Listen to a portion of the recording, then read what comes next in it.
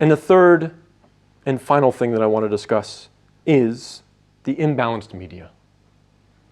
How do we deal with this? In my opinion, what I think we need to do, and Allah knows best, is we need Muslims to join existing media. We need Muslims to become part of CNN. We need more Muslims to be employed by Fox News, by the Washington Post. So what we need to do is we need to have a grassroots effort to try and encourage our young Muslims, if not our adult Muslims, to join the media at large so that they can have an influence from the ground up. Start out in the mailroom. Work your way up. Just be a good Muslim. Represent Islam well. Teach the people there. Be a good example. And then work your way up the ladder. And then eventually, and you're seeing the effects now. Yes, this has been taking place. You're seeing Muslim journalists. You're seeing Muslim reporters. You're seeing Muslim anchors. You're seeing Muslim editors. But in my opinion, it's not nearly enough. We need so much more of it. This is essential because guess what? It's the editor or the programming director that makes that decision of what leads the broadcast. There was a person behind the scenes who said, okay, here's a story of this radical Muslim cleric spewing hatred. Here's a story of these Muslims, rallying for Bosnia. Which one am I going to lead the broadcast with? So therefore, we need Muslims to get involved in media.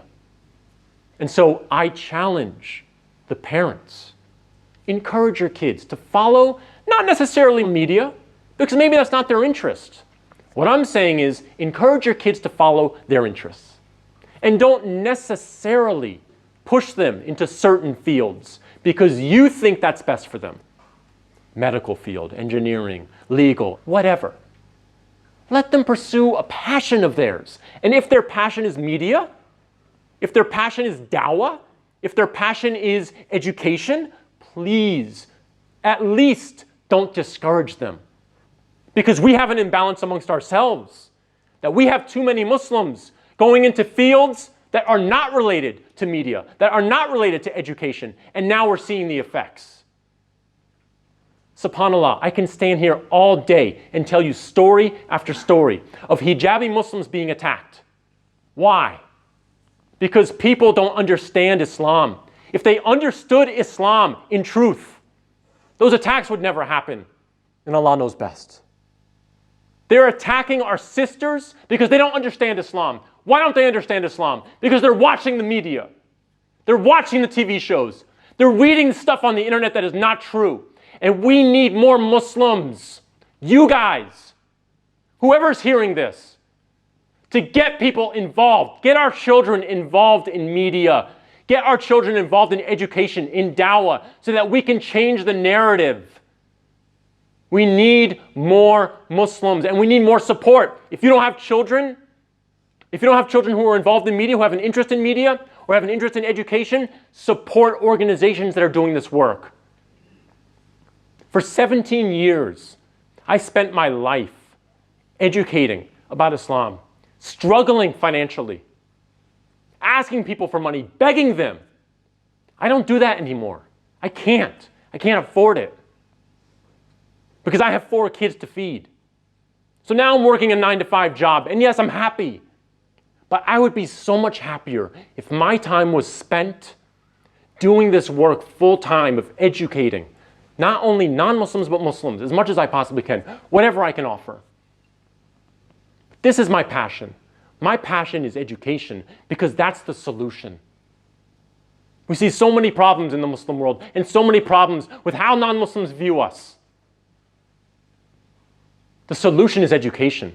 And so I challenge you, find an educational cause, support them. If you don't have money, support them with your efforts, volunteer, do something, but recognize the problem. Yes, we have extremists.